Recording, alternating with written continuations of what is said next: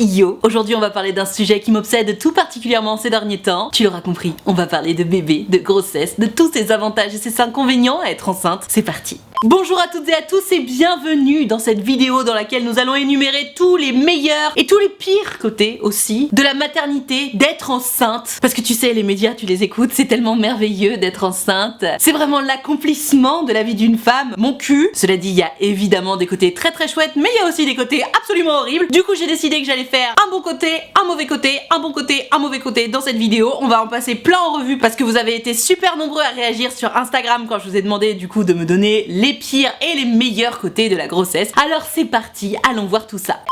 Ça me fait trop rigoler parce que quand je vous demande de réagir sur Instagram, je pense jamais à mes copines qui pourraient réagir. Et là j'ai une copine qui a réagi. Et du coup comme je la suis sur Insta, bah sa réponse arrive en premier. Elle me dit quand t'es enceinte, t'as pas de règles. Mais oui c'est vrai. Donc oui effectivement lorsque tu es enceinte, tu n'as pas de règles. Toi-même tu sais hein, c'est le premier signal d'ailleurs qui est censé t'alerter et te dire wouhou t'as du retard, potentiellement t'es enceinte. C'est aussi un signal qui peut être salvateur hein, si tu ne souhaites pas être enceinte, d'avoir enfin tes règles. Mais j'avoue là moi du coup j'en suis à mon 8e mois là. Enfin au moment où je tourne cette vidéo parce qu'au moment où je la sortirai potentiellement je serai déjà dans mon 9e mois près de la fin. Et effectivement je dois dire que l'absence de règles pendant quelques mois c'est plutôt sympa. J'ai même tendance à oublier, tu sais cette espèce de stress de se dire putain merde y'a mes règles qui vont arriver, putain est-ce qu'elles sont déjà là, est-ce que je dois mettre une serviette, est-ce que je dois mettre un tampon ou une cup ou ce que tu veux. Et j'avoue l'absence de règles, l'absence de tâches, l'absence de stress de putain merde est-ce que j'ai taché ma culotte, est-ce que j'ai taché mon pantalon, est-ce que j'ai taché ma jupe, franchement ça fait grave plaisir. Maintenant je peux pas non plus dire qu'il y a le bénéfice du pas de douleur de règles parce que littéralement tu as quand même des douleurs hein, quand t'es enceinte et d'ailleurs ce sont souvent des douleurs qui s'apparentent aux douleurs de règles. C'est ce qu'on appelle les douleurs ligamentaires je crois. Tu sais c'est en gros ton ventre qui s'étire, ton utérus notamment pour préparer à laisser la place au baby. Donc oui pas de règles on est d'accord, premier très bon point. On passe au premier mauvais point.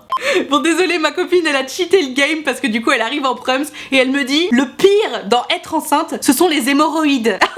J'avoue, c'est le truc pas glamour du tout et apparemment énormément de femmes sont touchées par ça et peut-être que tu ne sais pas ce que c'est les hémorroïdes parce qu'après tout le monde n'est pas touché par ça. Après tu peux aussi en avoir quand t'es pas enceinte hein, attention. Mais alors les hémorroïdes pour te la faire très très courte parce que pour tout te dire si tu veux savoir mon intimité j'ai la chance de ne pas en avoir. Donc je vais essayer de te définir ça.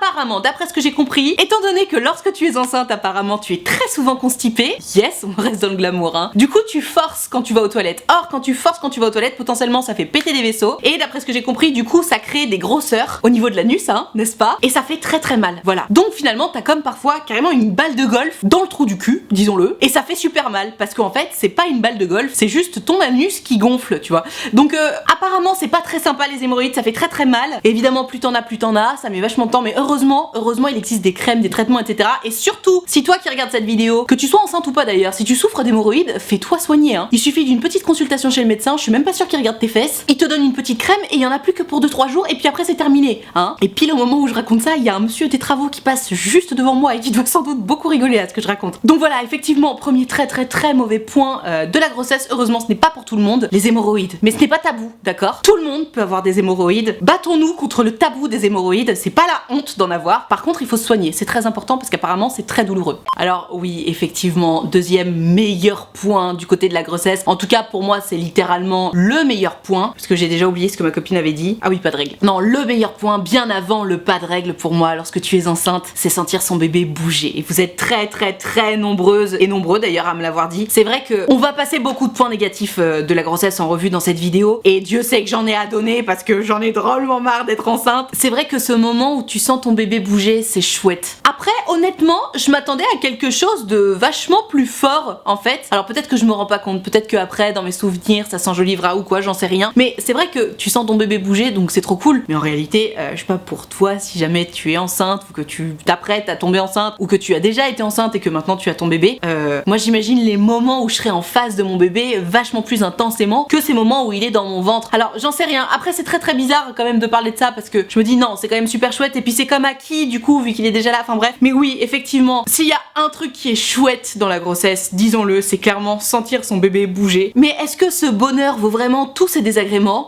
ça c'est à méditer. Oh, non mais j'avoue, alors ça c'est trop chiant. Deuxième point horrible quand t'es enceinte, avoir l'impression de se faire pipi dessus quand on éternue, ne pas pouvoir remuer comme on veut. Alors pour le coup là il y a deux trucs, mais c'est vrai que cette impression de putain je vais me pisser dessus à chaque fois que j'éternue, mais mon dieu mais quel enfer, quelle horreur quoi. Parce que je t'explique pourquoi d'ailleurs tu as cette impression là. Je veux pas raconter de conneries, hein. Si jamais je dis n'importe quoi, les gens qui s'y connaissent un peu mieux ou juste mieux en anatomie que moi, n'hésitez pas à le dire dans les commentaires. Mais il me semble qu'il y a un délire par rapport à ton périnée. Tu sais, lorsque tu es enceinte, du coup bah tout s'étire, et donc le périnée, tu sais, c'est le muscle qui te permet de te retenir de faire pipi. Or forcément, comme ton bide grossit au maximum, tout est un petit peu plus, voire beaucoup plus élastique que d'habitude, et du coup ton périnée aussi. Et du coup, dès que tu éternues, effectivement, t'as toujours l'impression que tu vas un peu te pisser dessus. C'est pas ultra glamour non plus, mais c'est tellement vrai. Et d'ailleurs, au-delà de cette impression que tu vas te pisser dessus quand tu éternues, je sais pas pour vous, mais moi, au tout début de ma grossesse, et puis ça continue maintenant, hein, maintenant, si je sens que je vais éternuer, je suis obligée de me plier en deux, parce que en fait, ça tire tellement fort dans mon ventre, mais ça a commencé à me faire ça au bout de 2-3 mois de grossesse, hein, très rapidement. Ça tire tellement fort au niveau du ventre que si j'éternue, tu sais, du coup, ça contracte les abdos et ça me fait grave mal. Du coup, en prévention de ça, je me sens obligée de me plier en deux, donc trop bien, tu vois. Si en plus tu te tapes une bonne crève en étant enceinte, alors là t'es au maximum. Donc effectivement, goodbye la continence et bonjour l'incontinence. D'après ce que j'ai compris, même après l'accouchement, c'est encore plus compliqué toutes ces petites histoires là. Donc on reste dans le glamour finalement. C'est pour ça que tous ces délires de oh là là, ça y est, c'est l'accomplissement de la vie d'une femme, nanana. Bon, alors déjà, avoir un enfant, ce n'est pas une fin en soi. Il y en a qui en veulent et d'autres qui n'en veulent pas. Et puis surtout, l'accomplissement de la vie de la femme, on va en parler, hein. Mais entre les kilos, l'incontinence, le mal de dos, les seins qui pètent et tout le reste, merci quoi. Enfin bref, on va passer à la suite. Alors ça, en meilleur côté d'être enceinte, j'ai une Gertrude qui me dit: je ne me suis jamais sentie aussi belle que quand j'étais enceinte. Je me sentais enfin femme. Tiens, ça alors, c'est marrant, tu vois, parce que tout ce délire de glow autour de la femme enceinte, etc. Bon, moi quand je me regarde, je me dis bon bah je suis juste comme d'hab, tu vois. J'ai juste un gros bide et j'ai pris 13 kilos au moment où je fais cette vidéo, mais je suis juste comme d'hab. Et c'est vrai qu'il y a vachement de femmes qui disent bon bah voilà, moi quand je suis tombée enceinte, envoler mes complexes, ça y est, je me sentais enfin femme, effectivement, comme tu dis ma Gertrude. Donc oui, je suis tout à fait d'accord pour celles qui ressentent ça, bah waouh, ça doit être un super côté de la grossesse. Moi j'avoue que je le ressens pas du tout. Du coup bah ça marche pas du tout pour moi. Moi honnêtement quand je regarde mon corps, bon je vois mon gros bidon évidemment, je trouve ça assez émouvant, mais le fait d'avoir ces seins qui grossissent, moi j'étais déjà très contente de mes seins avant, donc bon le fait qu'ils grossissent honnêtement pas ouf. Ce ventre qui grossit, ce corps qui s'engraisse pour faire des réserves pour le baby, moi honnêtement je me sens pas au max de la sexiness et de la beauté et du glow dans ma vie. Pour le coup je suis pas non plus dépitée, hein. Quand je me regarde dans le miroir j'ai pas envie de pleurer. Par contre j'ai très peur de après l'accouchement, parce que parlons-en. Du coup hop, on passe au côté négatif et celui-là c'est moi qui vais l'apporter. J'en parle mais je ne l'ai pas encore vécu, je me base vraiment uniquement sur des témoignages que j'ai pu lire. Apparemment une fois que tu as accouché, tu sais, ton bidon, il passe pas de ballon de basket à feuille de papier, que nenni. Ton bidon au départ il reste juste comme d'hab, c'est-à-dire ballon de basket. Et en fait pour redescendre, bah, il lui faut quelques semaines, voire quelques mois. Et moi pour le coup j'ai très peur de ce moment où je vais me retrouver avec un maxi bide, sauf qu'il y aura plus de baby dedans, donc plus vraiment d'excuses entre guillemets face à la société pour avoir un gros bidon, et de me retrouver face à cette énorme pression finalement de ah mais il faut perdre tous ces kilos et gna gna gna. Moi ça me plaît pas du tout, toute cette hypocrisie, cette pression autour de la grossesse, comme quoi en gros dès que t'as le bébé dans le ventre, alors là t'es merveilleuse, t'es magnifique, etc. Et hop, dès qu'il est plus dans ton ventre, bah surtout il faut les perdre à tes kilos. Je trouve qu'on nous met la pression, et moi pour le coup je me mets la pression à moi-même là-dessus, parce que j'avoue, avant de tomber enceinte je faisais 68 kilos, là j'en fais déjà 82. Ah, ça fait trop mal, tu vois. Et oui, j'ai décidé de donner mon poids exact parce que je vois pas pourquoi j'en ferais un tabou. Et ça me coûte, hein, honnêtement. Franchement, pour moi, c'est grave dur de dire, bon bah voilà, je fais 82 kilos alors que d'habitude j'en fais 68. De ma vie, j'avais jamais dépassé les 72, 73 kilos au pire du pire. Enfin, après, on a tous nos petites limites de poids qu'on a jamais dépassées, etc. Et forcément, bah quand tu la dépasses, tu fais, oh waouh, ça fait trop bizarre. Et puis après, bon bah évidemment, il ne tient qu'à toi de perdre ce poids-là. Mais voilà, pour parler des pires côtés de la grossesse, et finalement, c'est même pas la grossesse parce que c'est l'après-grossesse. Moi, j'ai très peur de ça, de mon corps postpartum et de ces kilos à perdre postpartum. Non pas que qui que ce soit me foute la pression par rapport à ça en plus, hein. Mon mec il me dit mais ma chérie, t'inquiète pas, moi je t'aime tel que tu es, etc. Et les autres de toute façon ils ont juste rien à dire. D'ailleurs même mon mec n'a pas grand chose à dire, mais bon son avis m'intéresse quand même, bref. Mais ouais, cette pression des kilos postpartum, aïe, moi ça m'inquiète grave. Et puis alors je te parle même pas du baby blues, on passe au côté positif, ça va nous faire du bien. Alors ça pour le coup, ça je suis vraiment d'accord. Très bon côté de la grossesse, tu passes devant les gens à la caisse. Alors ça je suis trop d'accord. Mais vraiment trop d'accord. autant au tout début de la grossesse, c'est quand ça se voit pas trop, bon bah tu te sens pas vraiment légitime à passer à la caisse prioritaire, tu vois. Et pourtant, hein, on devrait. Mais c'est vrai que moi quand j'avais pas encore de ventre, je cherchais pas à passer devant les gens à la caisse prioritaire. En revanche, là maintenant, j'avoue, je suis 2-3 fois allée faire les courses en plus, tu sais, dans les gros supermarchés à la campagne, là où il y a des maxi queues. Et tu sais, t'arrives avec ton chariot rempli à ras-bord à la caisse prioritaire et tu vas voir ces bons messieurs qui ont fait exprès de surtout pas te regarder parce qu'attention, hein, moi je me laisse pas faire, je m'impose. Hein. Je vais voir ces gens qui sont à la caisse prioritaire et qui font exprès de surtout pas voir que je suis enceinte et je vais les voir, je dis excusez-moi monsieur ou madame, hein, vous êtes prioritaire? Et là souvent ils font genre ils comprennent pas trop, genre quoi, non, non, pourquoi? Et du coup je réponds ben parce que moi oui, je peux vous passer devant. Et là ils sont juste obligés de dire oui et j'adore parce que c'est vrai que c'est un putain de gain de temps et en plus autant quand j'étais à 4, 5, 6 mois de grossesse je me disais oh, franchement c'est du bullshit ces caisses prioritaires. Enfin c'est du bullshit dans le sens j'en ai pas vraiment besoin, mais j'avoue que maintenant là, la semaine dernière je suis allée faire les courses dans un Maxi Leclerc où il y avait vraiment beaucoup de queue et j'avoue j'avais tellement mal au dos, j'étais vraiment très contente de tomber sur cette caisse prioritaire. Donc voilà, je dirais qu'à partir de 7-8 mois de grossesse c'est vraiment ultra helpful. Après le reste, bah c'est un petit plus, mais j'avoue ça fait vraiment partie des très bons côtés de la grossesse, pourquoi s'en priver. En revanche, j'aimerais juste qu'on aborde le sujet du métro, notamment le métro parisien, parce que moi j'ai vraiment été choquée. Je me rends compte que dans le métro, si tu ne demandes pas à quelqu'un sa place, quand t'as un beat comme ça, hein, j'entends, personne ne va se lever spontanément. Hein. Alors ça m'est arrivé une fois, bon je suis quand même à mon 8e mois de grossesse, sinon à chaque fois que j'ai voulu m'asseoir dans le métro, il a fallu que je demande à quelqu'un genre excusez-moi, vous voulez bien me laisser cette place qui est en plus prioritaire pour les femmes enceintes s'il vous plaît. Et tu sais, les gens juste naturellement ils se lèvent pas. Et moi je suis trop choquée par ça parce que je sais pas pour toi, mais personnellement on m'a éduquée à si tu vois une femme enceinte dans un transport en commun ou n'importe où, mais tu la laisses s'asseoir en fait. Et c'est pareil pour un papy, une mamie, quelqu'un qui a une canne ou qui se retrouve dans une situation où c'est pas évident de rester debout, bah tu lui cèdes ta place, tu vois. Et je suis vraiment choquée de voir qu'en fait, bah les gens sont pas éduqués comme ça. Honnêtement, ça me choque. Parce que oui, évidemment, je comprends que ça te fasse chier de céder ta place, tu vois. Moi aussi, à chaque fois que j'ai cédé ma place, honnêtement, au fond de moi, je me disais oh putain, fais chier, vas-y, j'étais au mauvais endroit au mauvais moment. Mais au moins, je l'ai fait. Et puis j'étais en accord avec ma conscience. Et quand je vois que là, vraiment, les gens, genre, ils regardent par terre. Et tu sais, tu le sais, quand les gens ont vu et qui font exprès de pas voir. Parce qu'il y en a aussi qui sont dans la lune, qui dorment, qui regardent par la fenêtre ou quoi, qui ont pas vu. Mais tu le sais, les gens qui ont vu et qui restent assis. Et honnêtement, ça, je me dis, pas joli quand même. Hein. Ah, encore des points glamour pour les côtés négatifs de la grossesse. Je te fais un petit package parce que je trouve que ça va vraiment tout ensemble. J'ai une Gertrude qui me dit les remontées acides qui empêchent de dormir. D'ailleurs, j'en ai 2 d'affilée qui me parlent des remontées acides. Les nausées et vomissements, fatigue extrême, chute de tension. Finalement, c'est tous ces désagréments physiques. Je suis tout à fait d'accord. Alors pour le coup, les nausées, vomissements, etc. c'est plutôt au premier trimestre. Après, malheureusement, il y a des femmes qui ont des nausées, des vomissements tout au long de leur grossesse. Les pauvres. Heureusement, il y en a aussi qui ne souffrent pas du tout des nausées. Pour ma part, j'ai le sentiment de faire partie des chanceuses par rapport à ce point-là précisément parce que évidemment, j'ai quand même un petit peu eu la gerbe au premier trimestre, mais j'ai jamais vomi à cause de ma grossesse. Merci mon Dieu, parce qu'en plus j'ai la phobie de vomir, mais littéralement c'est une vraie phobie, hein, j'ai très peur de ça. Cette histoire de remontée acide, pareil, je pense j'ai trop de la chance parce que j'en ai juste pas. Et alors si jamais tu as ça, parce que si en fait j'en ai eu mais au tout premier trimestre et ça m'est arrivé 2-3 fois, mais après ça s'est vraiment arrêté. Si tu as ça, je vais te donner mon remède miracle qu'on m'a donné d'ailleurs, hein. Je ne l'ai pas inventé. Tu prends du bicarbonate de soude, tu vois ce que c'est? Tu sais, ça s'achète au rayon sel et poivre. C'est des petites boîtes comme ça coûte 1 € le kilo. Tu prends du bicarbonate de soude, tu prends une cuillère à soupe dans un verre d'eau, tu mélanges, tu bois d'un coup et je te jure c'est immédiat. En moins d'1 minute tu n'as plus mal à l'estomac. C'est un truc de fou. Parce qu'en gros il y a un délire comme quoi le bicarbonate ça équilibre le pH dans ton estomac ou un truc comme ça. Bref, c'est absolument sans danger et c'est absolument immédiat. Mais investissez 1 € dans 1 kilo de bicarbonate de soude les gars, enfin les meufs surtout, hein. Ça vaut le coup, c'est absolument merveilleux. Et pour le coup tout ce qui est autour de la fatigue etc. Ouais ça c'est vrai que mamma mia c'est grandissant. Je me souviens du premier trimestre où j'étais complètement KO. Effectivement comme on me l'avait promis au 2e trimestre j'ai eu un petit regain d'énergie quand même. Et puis alors 3e trimestre je me suis rendu compte que j'avais moins d'énergie parce que je faisais de l'anémie. Tu sais l'anémie c'est quand tu manques de fer. Je m'en suis évidemment rendu compte parce que tous les mois on fait des prises de sang. Mais parlons-en de ça aussi. Je vais y passer après mais ça fait vraiment partie des côtés très négatifs de la grossesse si je puis me permettre. Hein. La prise de sang tout le temps, mamma. Enfin bref. On s'est rendu compte que je faisais de l'anémie et du coup on m'a donné des compléments en fer et en acide folique parce qu'apparemment ça aide mieux à fixer le fer. Enfin bref. Et depuis que j'ai ces compléments là en fer et en acide folique ça va vachement mieux au niveau de l'énergie. Donc comme quoi le corps est bien fait. Mais ouais, c'est vrai que tous ces désagréments là, les nausées, les remontées acides, la fatigue et tout, tu te dis mais mon Dieu, mais pourquoi? Je suis en train de créer la vie, on m'accable. Et en même temps, c'est justement parce que tu crées la vie que ton corps t'accable. T'imagines, attends, il se passe un truc de fou dans ton corps quoi. Mais ouais, effectivement, ça fait partie des points pas ultra cool.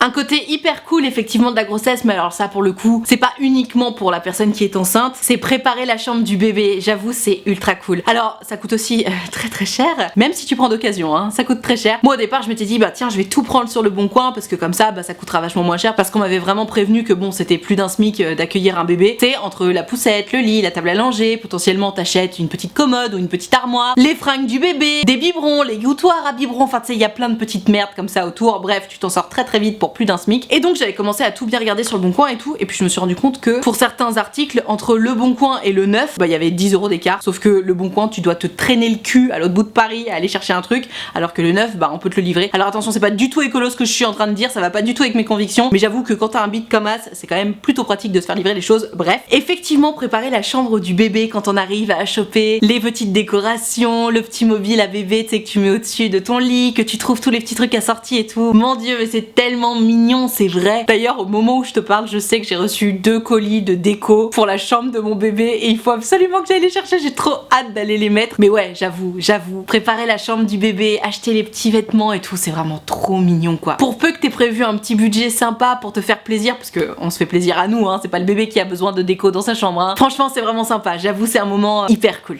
Une des pires choses quand tu es enceinte, le diabète gestationnel. Oh, parlons-en de ce putain de diabète gestationnel. Alors si tu sais pas ce que c'est le diabète gestationnel, en gros c'est un diabète que tu fais uniquement parce que t'es enceinte. Ça peut se déclarer à n'importe quel moment de ta grossesse. Généralement il y a quand même des antécédents. Par exemple si ta mère ou ta grand-mère ou les deux ont fait du diabète gestationnel, potentiellement tu vas en faire aussi en étant enceinte hein, du coup. Et alors qu'est-ce que c'est le diabète gestationnel? Du coup c'est effectivement du diabète. Donc il y a un délire où il faut te piquer, faire hyper attention au sucre que tu manges, même le sucre des fruits, il faut te piquer plusieurs fois par jour, etc. Tu grossis beaucoup trop vite, enfin bref c'est hyper relou, hyper contraignant. Et le souci autour du diabète gestationnel, c'est que, j'irai pas jusqu'à dire qu'en ce moment c'est la grande mode, parce que je ne suis pas médecin et je peux pas me permettre de dire des choses pareilles, mais j'ai quand même le sentiment que c'est le truc autour duquel tout le monde se branle la nouille en ce moment. C'est-à-dire que, tu sais, encore une fois, tous les mois tu fais une prise de sang. Bon, j'en ai parlé il y a 2 secondes, c'est vrai que ça fait vraiment partie des pires côtés à mon sens, parce que pareil, j'aime pas du tout les prises de sang. Et potentiellement, si jamais il y a un risque de diabète gestationnel, ou si on soupçonne le diabète gestationnel, on va contrôler ta glycémie. C'est la raison pour laquelle tu vas aller faire ta prise de sang à jeun pour savoir un peu comment ça se passe le sucre dans ton sang. Or, en principe, si ton taux de glycémie n'est pas inquiétant, bon bah y a pas de raison de te faire passer le test pour le diabète gestationnel. Sauf que les gens s'inquiètent tellement autour de ça, en tout cas dans mon hôpital, putain, ils me pètent les reins avec ça, parce qu'apparemment mon baby est un peu gros et du coup ils disent ah bon bah votre baby il est un peu gros, vous grossissez un peu vite, c'est sûr vous faites du diabète gestationnel. Alors que à chaque fois on contrôle ma glycémie est parfaite. Personne dans ma famille n'a fait de diabète gestationnel, bref, je sais que j'en fais pas. Mais ils veulent quand même te faire passer ce putain de test, et alors je t'explique pourquoi je dis c'est un putain de test, surtout si t'aimes pas les prises de sang. En gros, tu arrives à jeun, tu fais ta prise de sang, bon relou mais ça arrive une fois par mois, ok, sauf que ça s'arrête pas là. Là, une fois que t'as fait ta prise de sang, on te fait boire, je te dis une connerie, 75 millilitres, peut-être pas 75 ou 150, enfin on te fait vraiment boire une grande quantité de sirop, littéralement, de liquide très sucré. On attend 1 heure, on te refait une prise de sang, génial, et ça ne s'arrête toujours pas là. C'est-à-dire qu'après la 2e prise de sang, on te refait boire la même quantité de liquide très sucré, donc 150 ou 75 millilitres, je ne sais plus. Tu attends encore 1 heure, et là on te refait encore une prise de sang, et ensuite enfin tu peux partir. Donc ça veut dire que potentiellement tu passes 3 heures au labo, parce que malheureusement, surtout si tu habites à Paris, quand tu arrives au labo pour faire ta prise de sang, potentiellement tu attends 1 heure, et ensuite tu attends encore 1 heure, et ensuite tu attends encore 1 heure. Bref, t'as toutes les chances pour passer 3 heures au labo, et en plus te faire 3 putains de prises de sang, et en plus t'enfiler 250 millilitres de sirop, alors que tout le monde te dit surtout arrête de bouffer du sucre, c'est pas bon pour le bébé. Donc ultra relou, ultra relou, j'avoue pour l'instant je suis passée entre les gouttes de ce putain de test de diabète gestationnel, et pour cause, ma glycémie n'est absolument pas alarmante, donc il y a 0 raison de le faire. Mais voilà, je trouve que vraiment, il y a tout un délire là autour du diabète gestationnel, parce que quand même, disons-le, c'est assez répandu, hein. Je veux pas dire de conneries, mais je crois qu'il y a quasi 20% des femmes enceintes qui en font. Ne prends pas ce chiffre pour acquis, hein. Je ne suis pas sûre du tout, mais je sais qu'il y a beaucoup de femmes qui font du diabète gestationnel, donc c'est important évidemment qu'on fasse attention, mais à partir du moment où la glycémie, le test de la glycémie est suffisant, pourquoi nous faire chier à faire 3 prises de sang et nous faire boire autant de sucre quoi. Enfin bon, voilà, c'est mon petit coup de gueule, moi ça je trouve ça ultra relou, et toute la pression qu'on met. Je sais que la dernière fois que je suis allée à l'hôpital, on m'a dit ah ben si vous grossissez trop, on fera le test du diabète hein. Alors j'étais en mode, alors déjà je fais pas exprès de grossir, ensuite c'est pas ma faute si c'est dans mes chaînes de grossir vite, et ensuite je fais pas de diabète gestationnelle, ok, foutez-moi la paix. Enfin bref, effectivement, ça fait partie des points relous. Passons à un petit point positif, ça va nous détendre. J'ai une truc qui me dit, les avantages de la grossesse, c'est se faire chouchouter, avoir de beaux cheveux et prendre soin de soi. Alors, se faire chouchouter, effectivement, les gens sont quand même plus mignons avec toi quand t'es enceinte, ça, disons-le, ça fait partie des bons côtés de la grossesse. Maintenant, parfois, les gens sont tellement soucieux d'être gentils avec toi qu'ils en font trop. C'est vrai que parfois, c'est un peu relou. Typiquement, les gens peuvent s'imaginer que tout à coup, comme tu es enceinte, tu ne peux plus porter une chaise. Bon, tu sais, faut pas abuser non plus, quoi. Oui, ok, je suis enceinte, effectivement, faut pas que je porte des trucs lourds, mais je peux porter ma chaise. Bon, ça reste mignon, donc à partir de là, pas de problème, mais oui, effectivement, se faire chouchouter, c'est top. Pour les beaux cheveux, écoutez, bon, après, moi, j'ai toujours eu une grosse crinière, donc je ne vois pas particulièrement la différence. Peut-être qu'ils sont un peu moins gras qu'avant, et encore, bon, parce que moi, j'ai tendance à avoir les cheveux qui regressent vite, voilà, comme ça, tu le sauras. Encore une fois, un point glamour sur moi, ouh. Et pour le côté prendre soin de soi, oui, j'imagine qu'effectivement, ça fait partie des bons côtés de la grossesse, mais en même temps, je sais pas ce que t'en penses, mais pour moi, en tout cas, c'est comme ça que je le vis. Je me sens obligée de prendre plus soin de moi, parce qu'en fait, j'ai juste pas le choix. Typiquement, tu vois, pour ma part, je fais ça. À chaque fois que je sors de la douche, je m'enduis d'huile de coco sur tout le ventre et tous les seins pour éviter les vergetures. Pas besoin d'acheter des putains de produits chimiques qui coûtent une fortune. Tu prends de l'huile de coco, ça coûte 2 € chez Franprix, elle est bio. C'est au rayon food, donc c'est la preuve qu'il y a zéro merde dedans. 100% huile de coco, tu peux mettre ça et ça prévient les vergetures. Après, on est toutes différentes. Il y a aussi une question d'élasticité de la peau. Tu peux bien mettre autant d'huile de coco que ce que tu veux, ou d'huile de ce que tu veux d'ailleurs. Il y a des femmes qui ont la peau plus élastique que d'autres. Il y en a qui auront de toute façon des vergetures et d'autres qui n'en auront pas. Mais quoi qu'il en soit, ne te sens pas obligé d'acheter des soins qui coûtent une fortune parce que c'est même pas forcément nécessaire en fait. Tout ce qui compte, c'est de préparer ta peau et de lui donner des corps gras pour justement faciliter son élasticité. Et aussi, tu peux l'hydrater, donc en buvant beaucoup, c'est conseillé. Et aussi, tu peux mettre du gel d'aloe vera, enfin tu vois, des trucs comme ça. Idéalement bio, comme ça tu fous pas trop de merde dans ton corps en étant enceinte, etc. Mais tu vois, le délire justement de prendre soin de soi, moi j'avoue que bon bah maintenant c'est vraiment rentré dans mes habitudes de mettre de l'huile de coco de partout, mais honnêtement ça me gonfle un peu. Tu vois, je me sens toute grasse en sortant de la douche, je me sens un peu obligée de le faire parce que bah j'avoue, j'ai pas très envie d'avoir des vergetures, personne a envie d'en avoir hein. C'est pas dans la shape Photoshop pour l'instant. Pareil, tu vois, très souvent ça m'arrive d'avoir tellement mal au ventre que je me dis vas-y, je vais me faire couler un bain. Je sais, pareil, c'est pas très écolo, mais là t'as une vraie excuse, c'est à but thérapeutique et évidemment t'en fais le moins possible, mais parfois t'as le ventre qui va tellement exploser et c'est clairement le cas d'ailleurs là en tournant cette vidéo, c'est assez dur à vivre alors que tu t'empiffres pas, tu sais, mais t'as juste le ventre qui tire et le fait de se dire ok, j'ai la chance d'avoir une baignoire, je vais me faire un petit bain là, ah ouais, ça fait du bien. Et vraiment, si tu peux le faire, bah fais-le parce que c'est salvateur, vraiment. Donc voilà, le côté prendre soin de soi, oui évidemment, ça fait partie des bons côtés de la grossesse, mais pour ma part, je m'y sens un peu forcée et du coup, ben ça perd un peu de son intérêt, tu vois. Mais j'imagine qu'on est toutes différentes et qu'on vit les choses différemment, donc n'hésite pas à me dire toi comment tu le vis. Et puis on va passer à un petit point négatif parce qu'on aime bien aussi. J'avoue, j'y avais même pas pensé. Dans les pires côtés de la grossesse, j'ai une truc qui me dit, bah en fait le pire côté c'est accoucher. Oui, je pense que effectivement c'est très pertinent comme réponse parce que l'accouchement, c'est marrant, j'y pensais tout à l'heure là quand je rentrais de ma promenade avec mon chien et je me suis dit dans 2 mois je vais accoucher, dans 2 mois je vais vivre ça. Parce que tu sais, tu suis les cours de préparation à l'accouchement, nanana et tout, déjà c'est assez intense hein, c'est un peu stressant mais bon en même temps ça me permet de savoir et de me préparer effectivement, ça porte très bien son nom. Mais tu sais, c'est intense, t'y penses et quand tu te rends compte que ok tu vas vraiment passer par ça, waouh, il y a vraiment un baby qui va sortir de ta touche, tu vois, quand même parlons-en parce que bon le trou n'est pour l'instant pas du tout préparé. Donc ouais effectivement, alors je l'ai pas encore vécu donc je ne peux pas dire, j'espère que ma péridurale sera bien posée, que je ne souffrirai pas trop.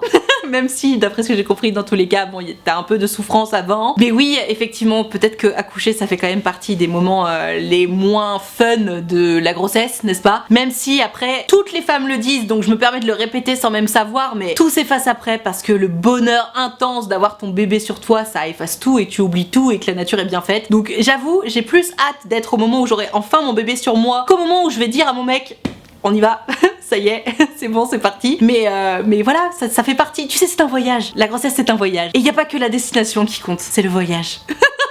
On va se dire ça comme ça. Tiens, c'est très mignon et je suis assez d'accord avec toi. En bon côté de la grossesse, j'ai une truc qui me dit tout le monde veut te préserver et te protéger et on est hyper indulgent envers toi. Alors oui, effectivement, c'est vrai que les gens sont quand même vachement plus compréhensifs quand t'es enceinte et pour cause, hein. Franchement, bon, t'as un gros bide. Tout ce qui est autour de la fatigue, des déplacements, des mouvements physiques, les gens sont beaucoup plus indulgents. De toute façon, ils auraient juste pas le choix, hein. T'as un bide comme ça, t'as pris 15 kilos, t'as pas d'autre choix. Mais oui, c'est vrai que c'est assez agréable. Mais pour le coup, je sais pas, toi qui regardes cette vidéo, si tu es enceinte ou si t'as déjà été enceinte, enceinte, mais moi je sais que du coup j'ai tendance à me mettre une sorte de pression, à me dire ah il faudrait surtout pas que les gens y croient que j'en profite, il faudrait surtout pas qu'ils croient que je fais ma pauvre chérie, etc. Et du coup plus les gens sont indulgents avec moi, plus moi je me mets la pression en me disant ah non mais il faut surtout pas qu'ils croient que j'en profite, et du coup bah je me mets presque plus la pression qu'avant. Bon après ça fait partie de mes démons à moi, tu vois, j'imagine qu'on est tous et toutes différents, mais voilà, c'est vrai que le fait que les gens soient plus indulgents avec toi ça fait plaisir, et c'est vrai que de temps en temps quand tu t'autorises à lâcher la pression et que tu te dis allez c'est bon fuck je suis enceinte là, je vais juste faire ce que j'ai envie de faire, c'est-à-dire aller me coucher, tant pis si c'est pas poli mais juste j'ai besoin de m'allonger, ouais j'avoue ça fait du bien, ça fait plaisir, et parfois on est un peu plus content que ce qu'on devrait.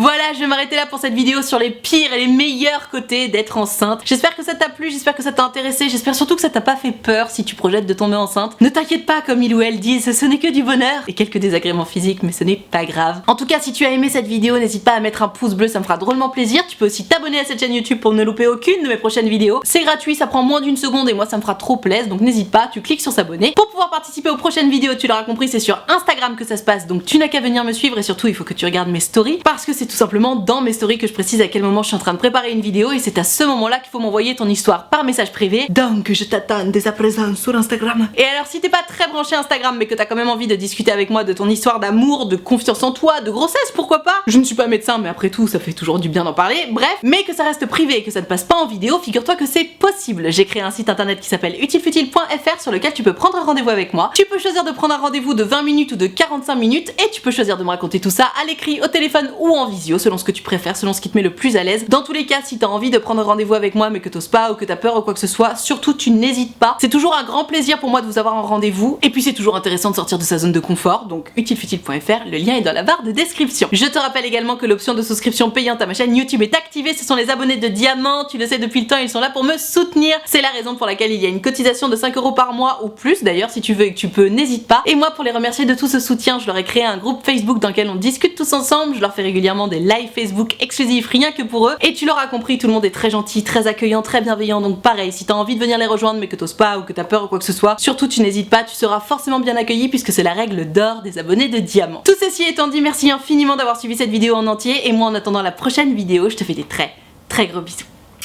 Ciao.